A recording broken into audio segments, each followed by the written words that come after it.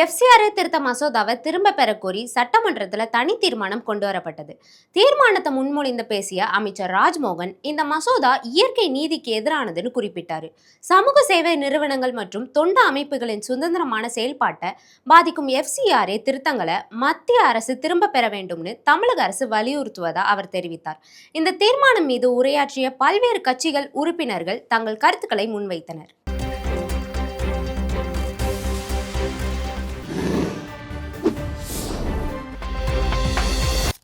வெளிநாட்டு பங்களிப்பு ஒழுங்குமுறை சட்டம் foreign contribution regulation act FCRA என்பது 2010ஆம் ஆண்டிலிருந்து செயலாக்கத்தில் உள்ளது.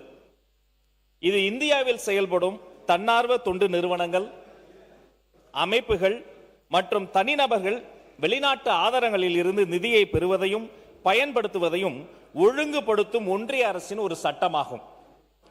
இந்த சட்டத்தின் முக்கிய நோக்கமே வெளிநாடுகளில் இருந்து பெறப்படுகிற நிதி இந்தியாவின் தேசிய பாதுகாப்பு, இறையாண்மை, பொது ஒழுங்கு ஆகியவற்றுக்கு பாதிப்பை ஏற்படுத்தாதவாறு உறுதி செய்யும். அதே வேளையில் சமூக மற்றும் பொருளாதார வளர்ச்சிக்காக சட்டப்பூர்வமான சர்வதேச உதவிகள் இந்தியாவிற்கு கிடைப்பதற்கும் இந்த சட்டம் அனுமதிக்கிறது. தற்போது ஒன்றிய அரசு வெளிநாட்டு பங்களிப்பு ஒழுங்குமுறை திருத்த சட்ட முன்வடிவு 2026 தற்போது நாடாளுமன்றத்தில் முன்மொழிந்துள்ளது.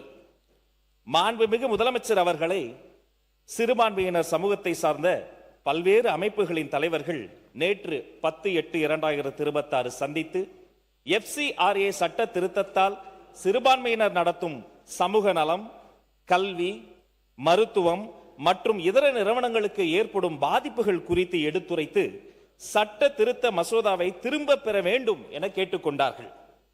மேலும் வெளிநாட்டு பங்களிப்பு ஒழுங்குமுறை திருத்த மசோதா 2026 கீழ் வெளிநாட்டு பங்களிப்பு ஒழுங்குமுறை சட்டத்தின் கீழான பதிவு ரத்து செய்யப்படுதல், தன்னார்வமாக ஒப்படைக்கப்படுதல் அல்லது பதிவு காலாவதியாகுதல், புதுப்பிக்கப்படாமை அல்லது புதுப்பிப்பு மறுக்கப்படுதல் போன்ற சூழ்நிலைகளில் வெளிநாட்டு பங்களிப்புகள் மற்றும் அவற்றின் மூலம் உருவாக்கப்பட்ட சொத்துக்கள் தொடர்பாக ஒன்றிய அரசால் நியமிக்கப்பட்ட அதிகாரத்திற்கு, அதாவது டெசிக்னேட்டட் அத்தாரிட்டி, அதற்கு விரிவான அதிகாரங்கள் வழங்கப்படுவது குறித்தும் அத்தகைய அமைப்புகளின் வெளிநாட்டு பங்களிப்புகள் மற்றும் அந்த பங்களிப்புகளின் மூலம் முழுமையாகவோ அல்லது பகுதியாகவோ உருவாக்கப்பட்ட சொத்துக்கள் குறிப்பிட்ட சூழ்நிலைகளில் முதலில் தற்காலிகமாகவும் பின்னர் நிரந்தரமாகவும் நியமிக்கப்பட்ட அதிகாரத்திடம் ஒப்படைக்கப்படும் வகையில் முன்மொழியப்பட்டுள்ள நடைமுறைகள் குறித்தும் பல ஆண்டுகளாக சட்டப்பூர்வமான நன்கொடைகள் மற்றும் பங்களிப்புகள் மூலம் உருவாக்கப்பட்டு தற்போது மருத்துவமனைகள், பள்ளிகள், கல்வி நிறுவனங்கள், ஆதரவற்றோர் இல்லங்கள்,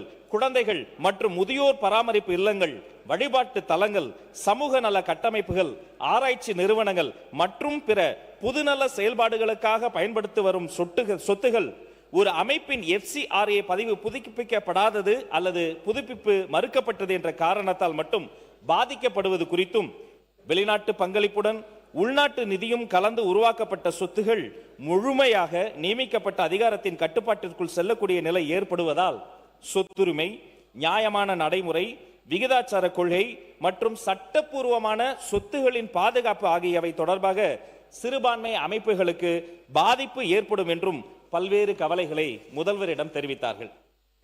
இந்த 2026 திருத்த சட்ட மசோதாவில் வெளிநாட்டு பங்களிப்பு பெறும் தொண்டு நிறுவனங்கள், கல்வி நிறுவனங்கள், சமூக நல அமைப்புகள் மற்றும் பிற அமைப்புகளின் சொத்துகள் தொடர்பாக ஒன்றிய அரசுக்கு வழங்கப்பட உள்ள கூடுதல் அதிகாரங்கள் குறித்து தமிழ்நாடு அரசு தனது கடும் ஆட்சேபனையை தெரிவித்துக் கொள்கிறது.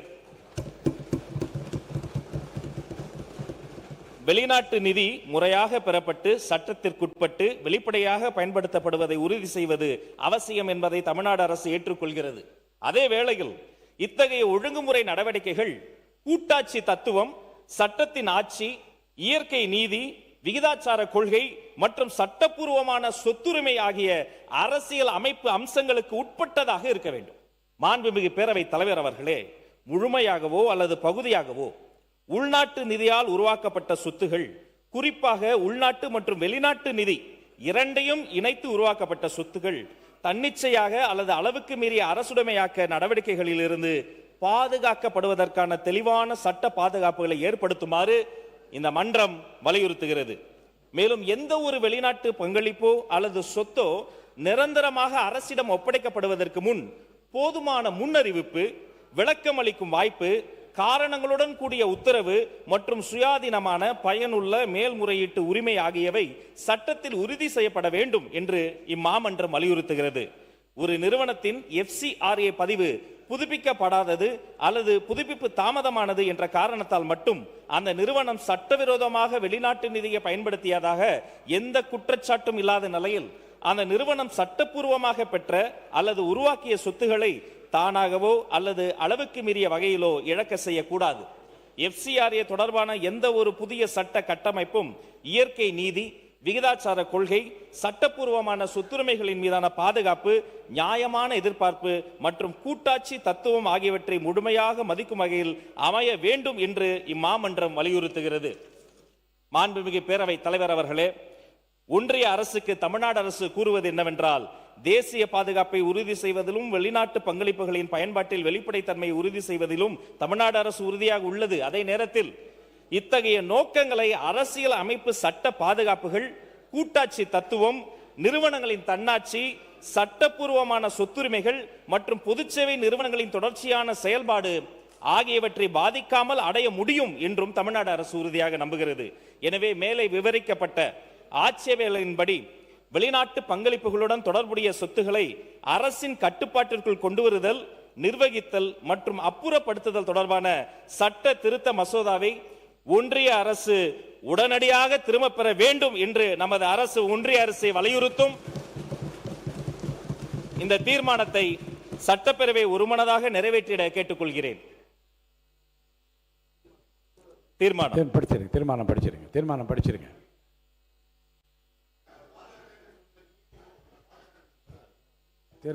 தீர்மானம். வெளிநாட்டு பங்களிப்பு ஒழுங்குமுறை திருத்த மசோதா 2026 தற்போதைய வடிவில் FCRA பதிவு காலாவதியாகுதல், புதுப்பிக்கப்படாமை, புதுப்பிப்பு மறுக்கப்படுதல், பதிவு ரத்து அல்லது ஒப்படைக்கப்படுதல் போன்ற காரணங்களால் தொண்டு நிறுவனங்களின் சொத்துக்களை அரசிடம் ஒப்படைத்தல், நிர்வகித்தல், மாற்றுதல் மற்றும் விற்பனை செய்தல் தொடர்பான விதிகள் குறித்து இம்மாமன்றம் ஆழ்ந்த கவலை தெரிவிக்கிறது. இவ்விதிகள் தொண்டு நிறுவனங்களின் தன்னாட்சியையும் குறிப்பாக சிறுபான்மையினர் நடத்தும் கல்வி மற்றும் சமூக நல நிறுவனங்களின் செயல்பாடுகளையும் பாதிக்கக்கூடும். எனவே வெளிநாட்டு பங்களிப்பு ஒழுங்குமுறை திருத்த மசோதா 2026 அதன் தற்போதைய வடிவில் திரும்ப பெற்று மாநில அரசுகள், தொண்டு, மத, கல்வி, மருத்துவ மற்றும் சமூக அமைப்புகள் உள்ளிட்ட அனைத்து பங்குதாரர்களுடனும் விரிவான ஆலோசனை நடத்துமாறு ஒன்றிய அரசை மன்றம் வலியுறுத்துகிறது. எந்த ஒரு திருத்த மசோதாவும் இயற்கை நீதி, விகிதாச்சாரம், சொத்துரிமை பாதுகாப்பு, நியாயமான எதிர்பார்ப்பு மற்றும் கூட்டாட்சி தத்துவம் ஆகியவற்றை உறுதி செய்ய வேண்டும். வெளிநாட்டு பங்களிப்புகளில் வெளிப்படைத்தன்மை மற்றும் பொறுப்புணர்வுடன் சட்டப்பூர்வமாக செயல்படும் தொண்டு, கல்வி, மருத்துவ, மத, கலாச்சார மற்றும் சமூக நல அமைப்புகளின் உரிமைகளை பாதுகாக்க வேண்டும்.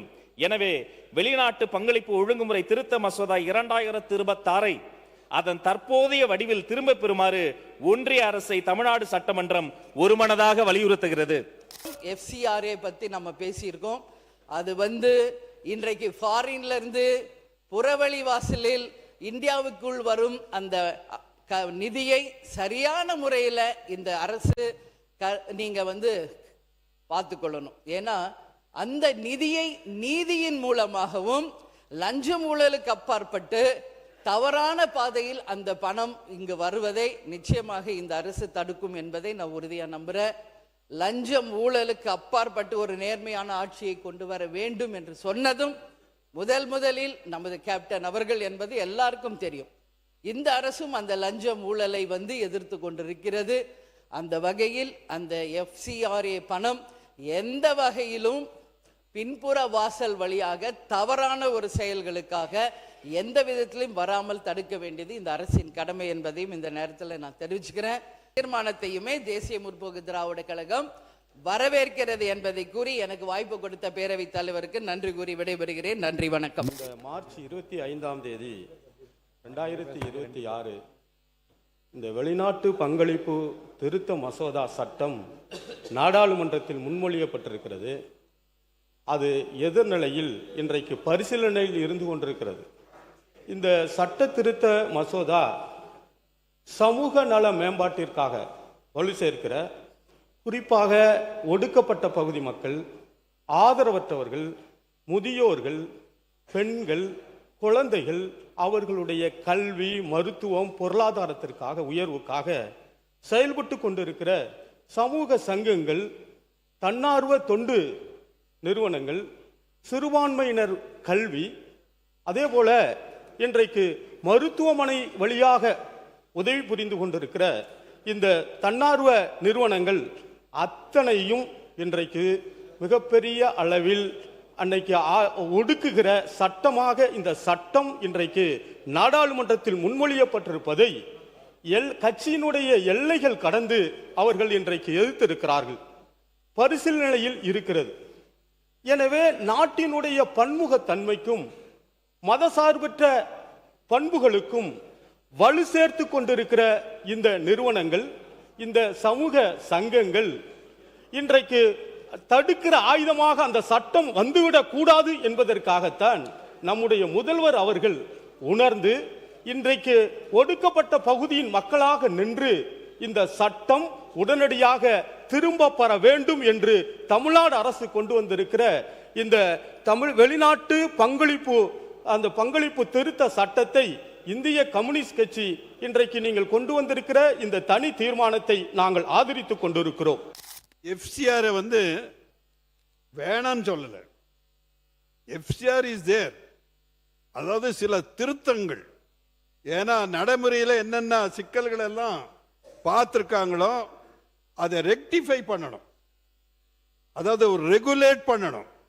சகோதரி சொன்னாங்க, நல்ல திட்டங்களுக்கு, நல்ல உபயோகமான திட்டங்களுக்கு நிறைய சொன்னார், கம்யூனிஸ்ட் தோழர் சொன்னார்.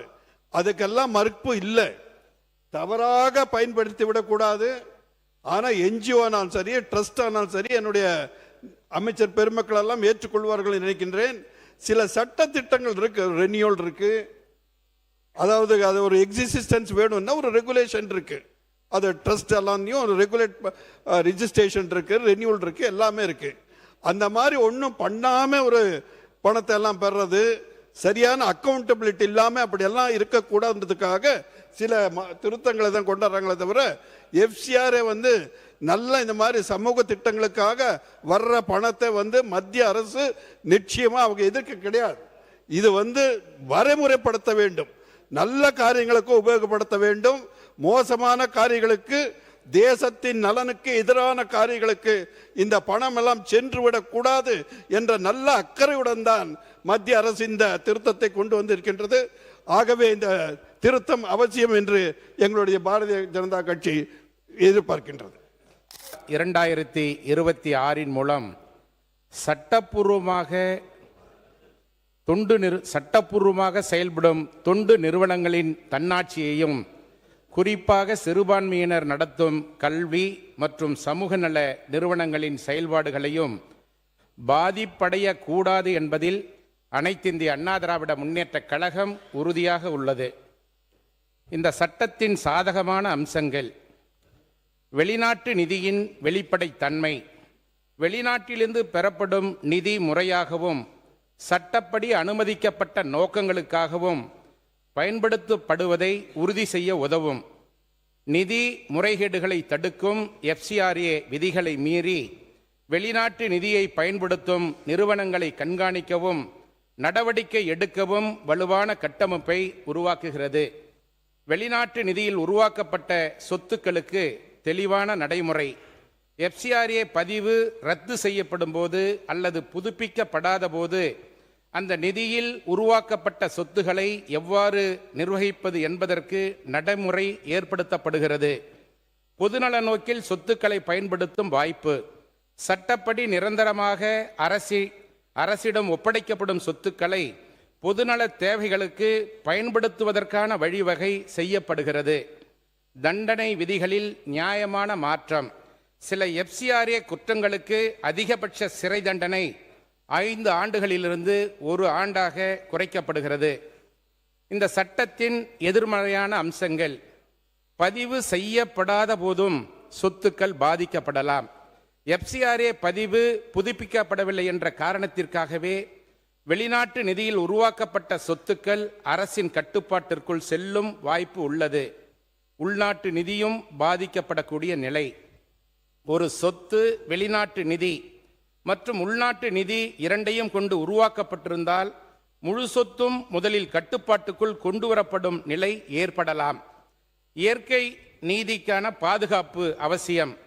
பதிவு புதுப்பிக்கப்படாத நிறுவனத்திற்கு போதுமான முன்னறிவிப்பு, விளக்கம் அளிக்கும் வாய்ப்பு மற்றும் மேல் முறையீட்டு உரிமை தெளிவாக உறுதி செய்யப்பட வேண்டும். தன்னார்வ தொண்டு நிறுவனங்களுக்கு சிரமம். கல்வி, மருத்துவம், சமூக சேவை, சிறுபான்மை சமூக நலன் போன்ற துறைகளில் நேர்மையாக செயல்படும் நிறுவனங்களும் வெறும் நடைமுறை தவறுகளால் பாதிக்கப்படக்கூடாது. மாநிலங்களின் அதிகாரம் தொடர்பான கவலை. எஃப்சிஆர்ஏ குற்றங்கள் தொடர்பாக மாநில அமைப்புகள் விசாரணை தொடங்குவதற்கு மத்திய அரசின் முன் அனுமதி தேவைப்படுவது மாநிலங்களின் விசாரணை அதிகாரத்தை கேள்விக்குறி ஆக்கிவிடும். இந்த மசோதா தற்பொழுது நாடாளுமன்றத்தில் பரிசீலனையில் உள்ள ஒரு முன்மொழிவாக மட்டுமே உள்ளது. இது இன்னும் சட்டமாக நிறைவேற்றப்படவில்லை. எனவே இந்த மசோதாவின் நோக்கங்களான வெளிப்படைத்தன்மை, பொறுப்புணர்வு மற்றும் வெளிநாட்டு நிதி முறைகேடுகளை தடுப்பதை நாங்கள் வரவேற்கிறோம். அதே நேரத்தில் இன்று சட்டமன்றத்தில் நம்முடைய பள்ளிக்கல்வி அமைச்சர் அவர்கள் முன்மொழிந்துள்ள வெளிநாட்டு பங்களிப்பு ஒழுங்குமுறை சட்டத்திலே ஒன்றிய அரசு கொண்டு வர உத்தேசித்துள்ள திருத்தங்களை முற்றிலுமாக திரும்பப் பெற வேண்டும் என்ற அந்த தீர்மானத்தை மனிதநேய மக்கள் கட்சியின் சார்பாக வரவேற்கின்றேன். மாண்புமிகு பள்ளி கல்வித்துறை அமைச்சர் இங்கே முன்மொழியப்பட்டிருக்கக்கூடிய வெளிநாட்டு நன்கொடை ஒழுங்காட்டு சட்ட திருத்தம், foreign contribution regulation amendment bill தேவையில்லை, திருத்தம் தேவையில்லை என்ற மசோதா அவை நான் மார்க்சிஸ்ட் கம்யூனிஸ்ட் கட்சியின் சார்பிலே வரவேற்கிறேன்.